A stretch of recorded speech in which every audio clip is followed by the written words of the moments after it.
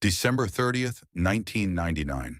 While the rest of the world nervously eyed the ticking clock of the Y2K bug, the city of Lahore, Pakistan, was about to confront a different kind of darkness. It arrived not as a whisper, but as a package. At the offices of the Daily Yang, a major newspaper, editors opened a parcel that would freeze the blood of the nation. Inside was a handwritten diary, a collection of photographs, and a confession that defied belief. Javed Iqbal, a local businessman, claimed to have murdered 100 children. He didn't just confess to the crimes, he provided the evidence. He listed names, ages, and dates. He described with clinical detachment how he had disposed of the bodies in vats of hydrochloric acid. His reason?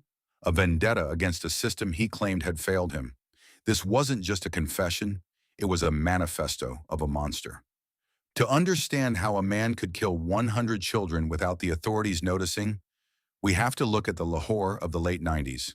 It was a city of deep shadows. Pakistan was grappling with political instability and a police force that was often underfunded, undertrained, and overstretched. In this environment, the invisible became targets. The boys Iqbal preyed upon were often runaways, orphans, or children from impoverished families who spent their days on the streets to survive. In the eyes of the state, they were ghosts before they were even dead. When they went missing, their families were often turned away by police who dismissed the cases as kids just running away. Javed Iqbal lived at 11 Range Road.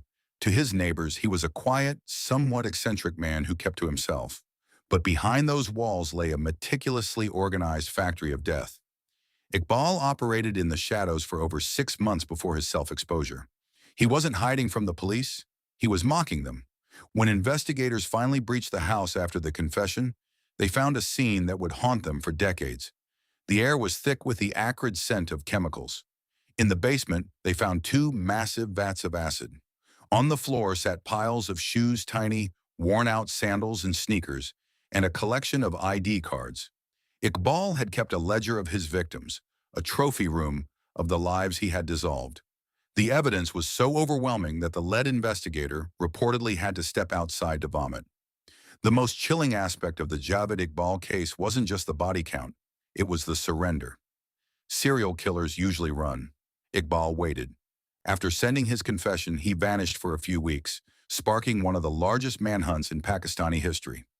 On February 22, 2000, he simply walked into the offices of the News International.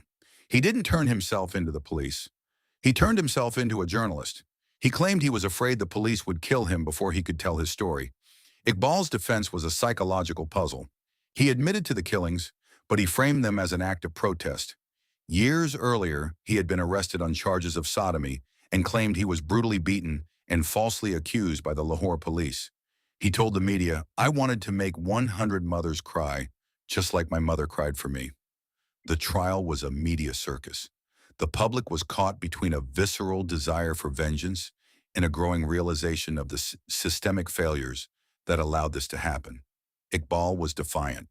He frequently retracted and then reconfirmed his confessions, playing a cat-and-mouse game with the judiciary. He painted himself as a victim of a corrupt state, a man who had been pushed into the abyss and decided to take 100 innocents with him. The prosecution, however, presented a different picture, a calculating predator who exploited the social hierarchy of Pakistan to fulfill a sadistic urge. The protest was merely a convenient narrative for a man who had spent months stalking the most vulnerable members of society. The verdict, delivered by Judge Allah Bakhsh Ranja, was as unprecedented as the crime itself. It was a sentence rooted in the ancient principle of lex talionis, an eye for an eye. The judge decreed, "Javed Iqbal has been found guilty of 100 murders. The sentence is that he shall be strangled to death in front of the parents whose children he killed. His body shall then be cut into 100 pieces and dissolved in acid, just as he did to his victims." Human rights groups were horrified. The international community recoiled at the brutality of the legal system. However, the sentence would never be carried out. In October 2001, just before his appeal could be heard, Javed Iqbal and his accomplice, Sajid Ahmad, were found dead in their cells at the Kotlakpat jail. The official report stated suicide by poison, but the timing was suspicious. Iqbal had threatened to name high-ranking officials and police officers who he claimed were complicit in his network or had ignored his activities in exchange for bribes. Many in Pakistan believe Iqbal was silenced. Dead men tell no tales, and they certainly don't testify about police corruption. The man who had paralyzed Lahore with a diary ended his life, or had it ended for him, in the same silence he had used to hide his crimes for so long.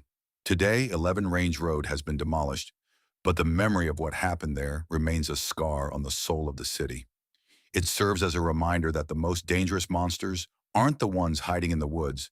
They are the ones who know exactly how to use the cracks in our society to disappear. Was Jabd Iqbal a lone monster or a symptom of a deeper systemic failure? Let us know your thoughts in the comments and subscribe for more deep dives into the world's most chilling cold cases.